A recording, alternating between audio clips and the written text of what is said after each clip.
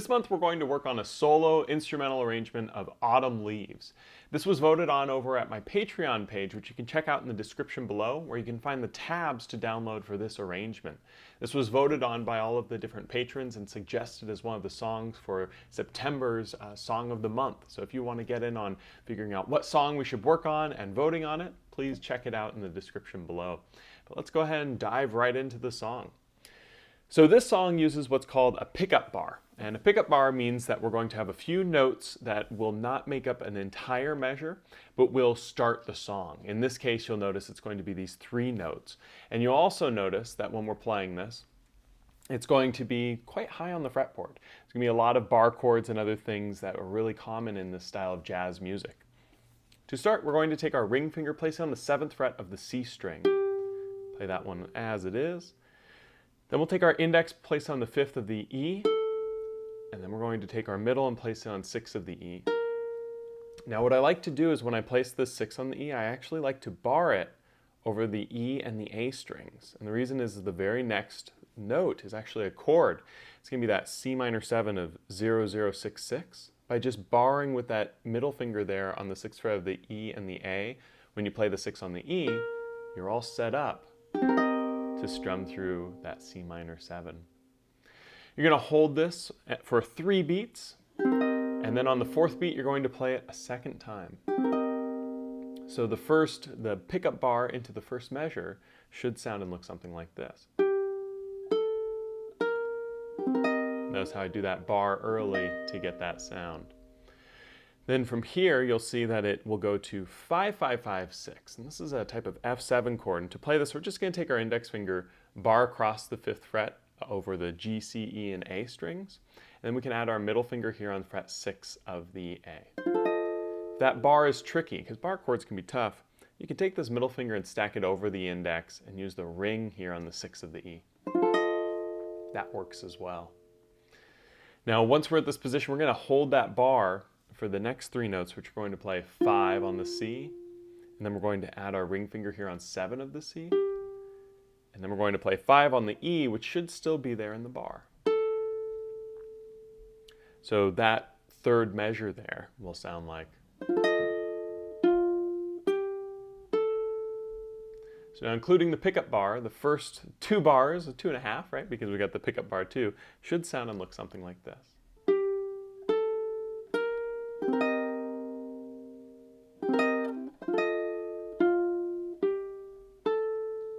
Now what's really important as you're practicing this is you'll notice that it's going to have a lot of changes with these bar chords and these difficult chords, so making sure you get a good contact over all 4 strings is really important. And it can be very difficult, and one thing I want to say is if you're having trouble with some of these chords, especially some of the ones that occur later in the song, it's important to give yourself some time to be able to get it. It's like stretching, right? If you can't touch your toes, no matter how much you stretch today, you might not be able to touch your toes, but if you keep stretching over weeks and month, you'll definitely be able to do it. It's just consistent practice. But let's go ahead and look at the next set of 3 measures here. So this chord is great, a great bar chord, especially with what we were just talking about how difficult these chords can be. This is a B flat major 7. I like to play this by barring my ring finger over the C, E, and A strings, getting a good connection there, which is tricky. And then taking my index finger and placing it on the 3rd fret of the G. So we have 3, 5, 5, 5. Now this makes it really tricky to get a good connection.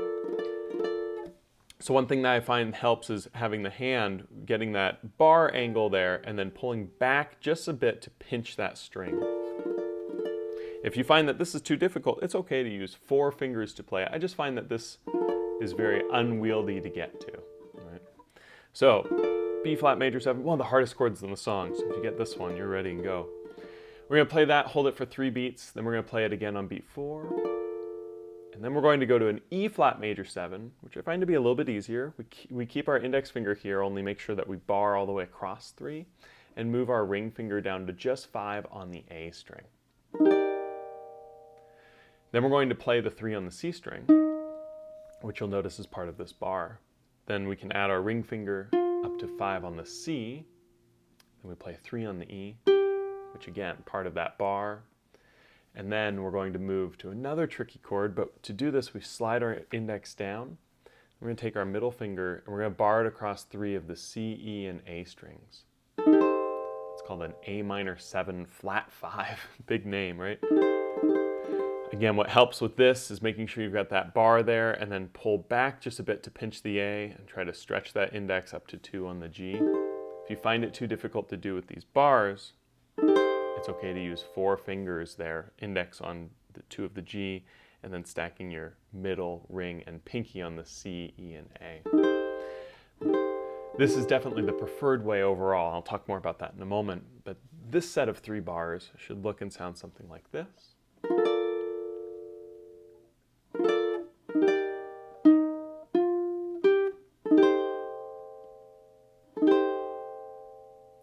Right, so now with that set of 3, there's a lot of what we call double bars. So you'll notice that we're playing the 2 here, we're doing the 2 here, right? Where we've got 2 different fingers engaged in a bar. And it takes quite a bit of practice to gain the flexibility to be able to do these, which is why this is such a perfect song to start introducing this technique. Again, it's very, very tricky. The stretching analogy is perfect because if you start doing yoga, for instance, and you're doing whatever yoga pose, I don't actually know anything about yoga, but doing whatever yoga pose, you're not going to be able to do it in the first session, and it might feel impossible to do, right? But going through multiple sessions and doing it regularly, practicing it routinely, will allow you to ultimately gain that flexibility and do it. Same sort of idea here with these chords. It might feel impossible at first getting this double bar and this double bar, but keep at it and eventually it will become much easier. So now when we look at the next set of 3 bars, we just played that A minor 7 flat 5, so we're already barred here across 2. So what we need to do now is just take our middle finger and place it on the 3rd fret of the A string. So we're still barring all the way across 2 with the index, and now we're adding the middle finger here on 3 of the A to create a D7 chord. Then holding that, we're going to play 2 on the C, then we're going to bring our ring finger up, play 4 on the C, 2 on the E, which again should already be there in the bar. And if you notice sometimes on these bars you're getting a little bit of a buzz, one thing that you can try to do is just squeeze your finger up a little bit to be closer to the fret wire. That can really help shore up the tone. Then we're going to go to a G minor 7 chord, which is basically just part of a B flat. We're going to take our index, bar it here on the 1st fret of the E and the A strings, then take our middle finger, stack it on the 2nd fret of the C string. And we're going to play all the way through.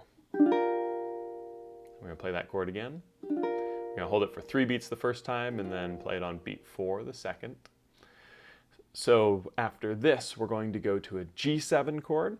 What we do there is we just leave our middle finger here. Our index finger comes up to just be on the A string so that we can pivot, or excuse me, the E string, just on the E string so that we can pivot our hand and add our ring finger here on the 2nd fret of the A. Right.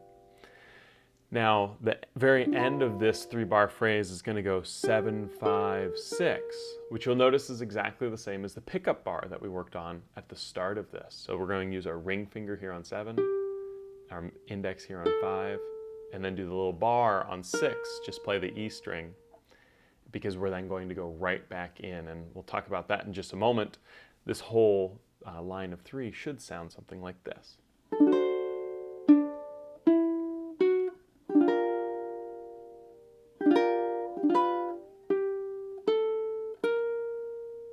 Now, at this point, we go back to the beginning of the song, but remember I mentioned the pickup bar to start? Whenever you're doing a repeat, you ignore the pickup bar. And if you look at the tablature, you'll actually see there's a letter A that happens after that pickup bar, and that's to symbolize that we're starting over at that point. So when you do the repeat, you go back to where it says C minor 7, and you're already set up there with your 0, 0, 6, 6. From here, you go back through all of these melody phrases. So it goes, all of this is the same stuff that we've been working on so far.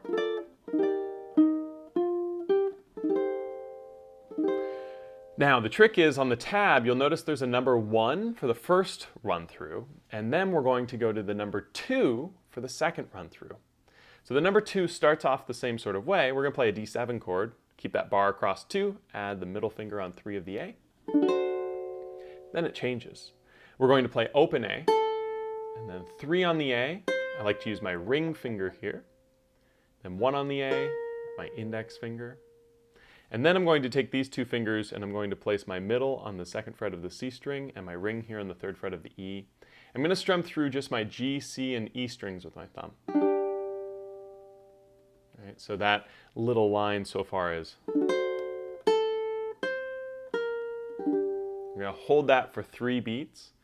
And then at the 4th beat, we're going to play the G minor 7 chord, which is going to remove that ring finger and add the index to be barred on the 1 of the E and the A, just like we played earlier for that chord. We're going to play that on beat 4 and then 1 of the new measure. And for the very end of this 3-bar phrase, we're going to play 3, 2, 3 on the E string with our ring, middle, ring fingers. Right? So that whole 3-bar phrase should sound like this.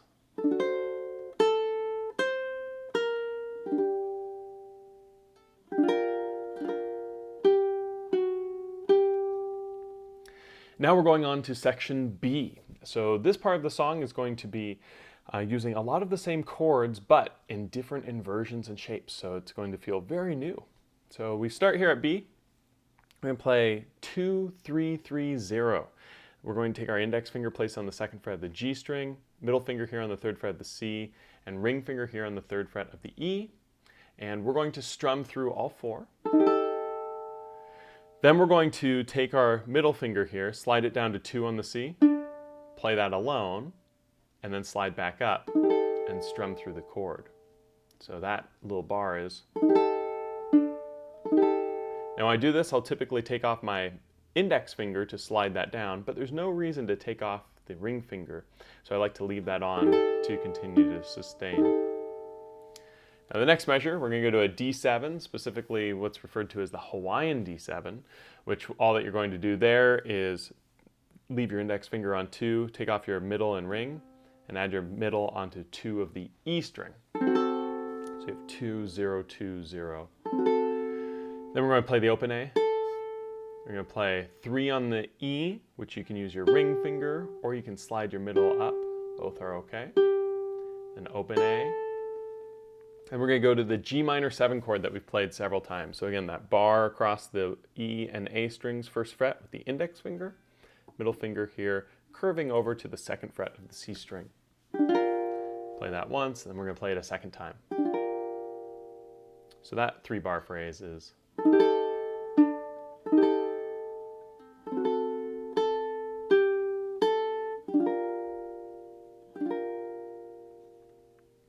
Going on to the next 3-bar phrase, you'll notice that we've got the G minor 7, the 0, 2, 1, 1 written with parentheses. And what that means is that we're going to allow it to continue to ring into this measure. So from playing it before, we let it ring on that 1st beat. Then we're going to play the 1 on the A, open A, then 1 on the A again. With that, I like to hold the middle finger here on the 2 of the C from the G minor to have that note kind of keep ringing as I'm going through. Then we're going to go to the next measure, which is bar all the way across 3 for a C minor 7. And we're going to play that a 2nd time. First one we hold for 3 beats, 2nd one we play for only 1. So we have 1, 2, 3, 4. And then we're going to go to an F7 chord. And this is a tricky chord because it uses all 4 fingers.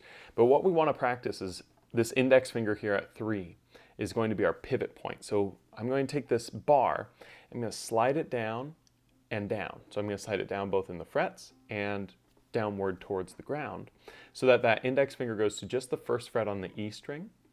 Because then what I'm going to do is I'm going to add my middle finger here on 2 of the G to make an F chord shape. And then these 2 fingers are going to come in to help make it the F7. We're going to add our ring finger here to the 3rd fret of the C string and our pinky finger here to the 3rd fret of the A. So we have 2, 3, 1, 3. But again, you can think of it as an F chord with these 2 chords, 2 fingers stacked in place. Pretty tricky transition though. Going from that C minor 7, sliding down, pivoting. That one takes some practice. And after we play this F7, we're actually going to take our index finger and slide it to fret 5 And this is because you'll notice that it's going to, from the F7, play 5 on the C, and then 8 on the A, which we need our pinky ready for. So by sliding our index finger into position, it really helps. Now, you don't have to physically play a slide here as much as just have the index slide. But if you want to do a slide, you can start at fret 2, and that can sound really nice. So then 8 on the A, and then 6 on the A with our middle finger here. So that 3-bar phrase should sound like this.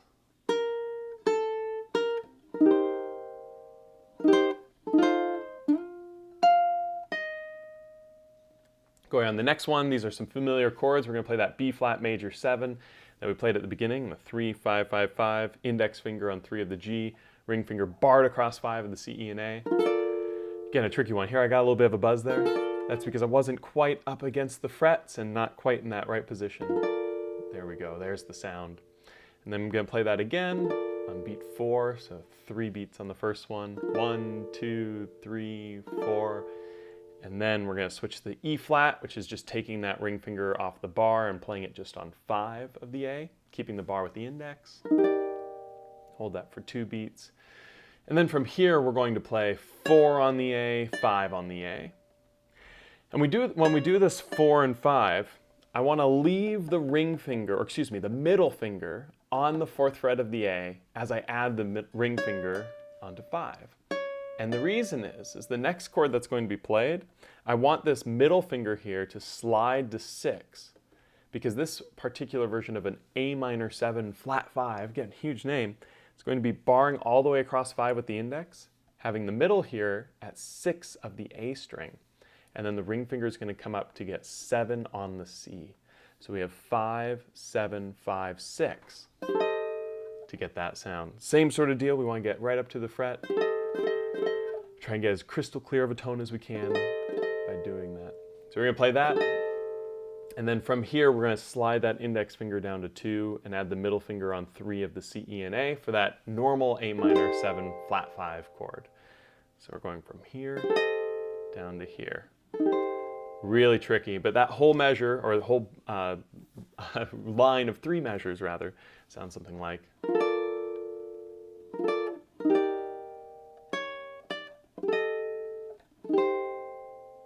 Now, before we move on, I think that's the hardest measure of the whole song because it incorporates the most difficult of these chord shapes. So if you're really struggling with this, that's okay. Again, it takes some time to develop the finger strength and flexibility to be able to play these chords. So when you're practicing them, just try to get as close as you can to not getting any buzzes and clear tone. And if you have a whole bunch of buzzes, that's okay. It's just a matter of practice, getting more comfortable. Just like if you're trying to touch your toes and stretching, you don't actually have to touch your toes to make progress with the stretch. Same idea here, you don't have to get a perfect tone to be making improvements. It's just getting closer to that and getting your fingers as, in the best position they can be to get you a good tone. So again, it's a tricky song because of these bar chords, but I think it's a little bit easier from here to the end, a little bit. So we're going to jump into now this next set of 3. We're going to play that D7 in the Hawaiian way again, which is index here on 2 of the G and middle finger here on 2 of the E. Take our pinky, stretch it up to 6 on the A. It's okay to remove the other fingers there. And then we're going to do this cool little turnaround. And to do this, we're going to take our pinky, which should be at 6, slide it down to 5. Then we're going to build this G minor 7 chord. So the pinky is sort of your anchor point, the first one that you're looking for. But then you can take your index, place it on 3 of the G. Take your ring, place it on 5 of the C, and then take your middle and place it on 3 of the E. So you have 3, 5, 3, 5.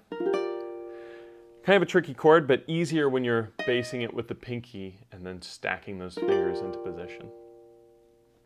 We'll then play a C9, which all that you have to do is remove your 2 interior fingers, your middle and ring fingers, and play that 3, 0, 0, 5. It's kind of neat.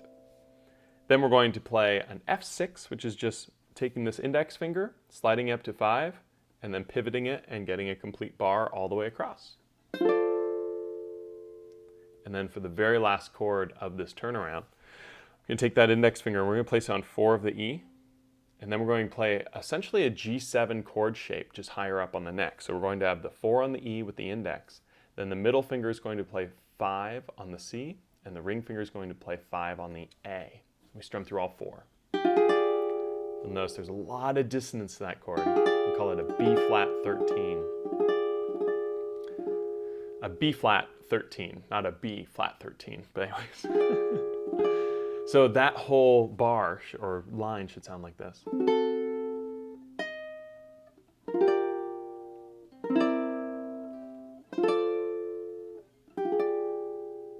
You'll notice that creates some nice tension as we go into the next section, which will play a C minor 7. Just bar all the way across 1. And we're going to move that down to 1 on the A string by itself.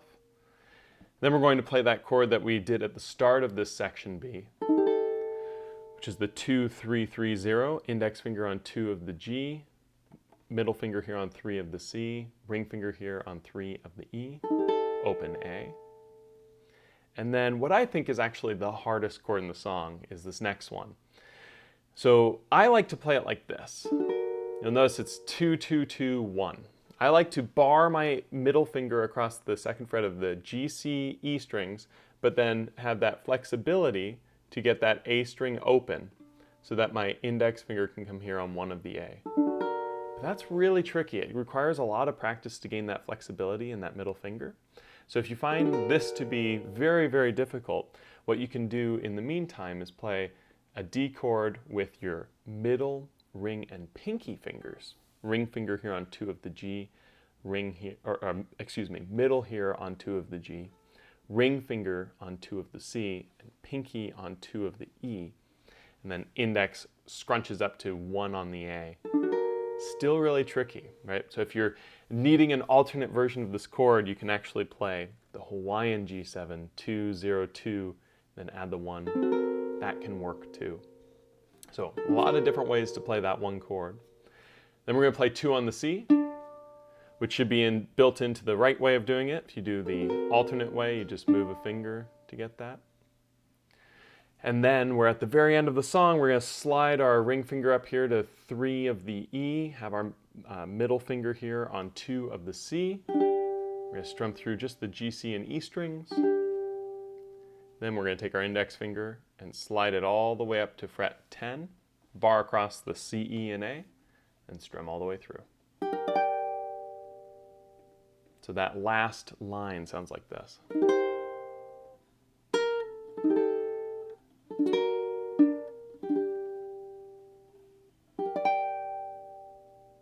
And there you have it. There's Autumn Leaves going through the whole form. So again, this is a tricky song. I would definitely define this as a more advanced song, especially from the left-hand perspective. So as you're working through, if you got through this whole video, you might notice your hand feels fried and you're not quite getting a great tone on some of these chords. And it really just takes a lot of practice to make sure that you're getting it exactly right. There's 2 things I want to talk about before we're done here. The first is, as you're working on these bar chords, get right up against the fret wire and make sure that you're as efficient as you can with your fingers, right? What I mean by that is if you're barring and you're way back here, you're not going to get a good tone. You want to be more up close to the second, close up to the actual fret wire itself to get a good tone. So a lot of those double bar chords are going to be predicated on getting really good connection right up to it. If I'm falling back like this, it's just going to buzz like crazy. The other thing I want to talk about is how you can spice this up. So if you made it all the way through this video and you're playing through these chords and you want to continue playing the song, you'll notice we just used our thumb to strum through all of these chords as we're going through. You can actually introduce a lot of different rhythms to be able to create this cool, kind of more jazzed up version of the song. And the best way to do that is to use techniques such as a muted swing strum or just swing strumming in general. You essentially have 4 beats on a chord each time it goes through one of those melody sequences. We've got 4 beats on this chord, so what I can do is I can strum a pattern. Now I don't recommend doing your down, down, up, up, down, up. What I really like to do is strum through with the thumb and then just do a muted swing strum down, up, and then going through into the next measure. So that might look something like this.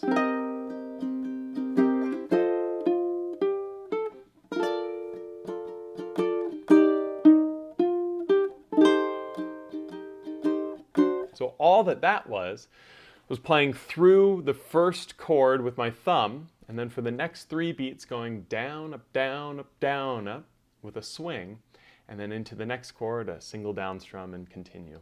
For more information on that style and using that sort of technique, check out the course that's linked below for for swing strumming that I did in a course with Ukulele Underground. It's a lot of fun to start to incorporate some different techniques with that. So I've attached a couple videos and links to stuff in the description. So there it is. There's Autumn Leaves with a whole bunch of different stuff that you can try with it, going through the full form. If you have any questions, please don't hesitate to leave a comment down below or send me a message over at Patreon. And again, if you'd like to sign up to help vote on what next month's song will be, please check it out in the description below where you can find the tab to this lesson as well as many other. I think we've done something like 18 lessons or something already in the Patreon since this video, so pretty cool. But anyways, I hope you guys have a wonderful month, and I hope to see you next time on the next episode of this song lesson tutorial. Thanks.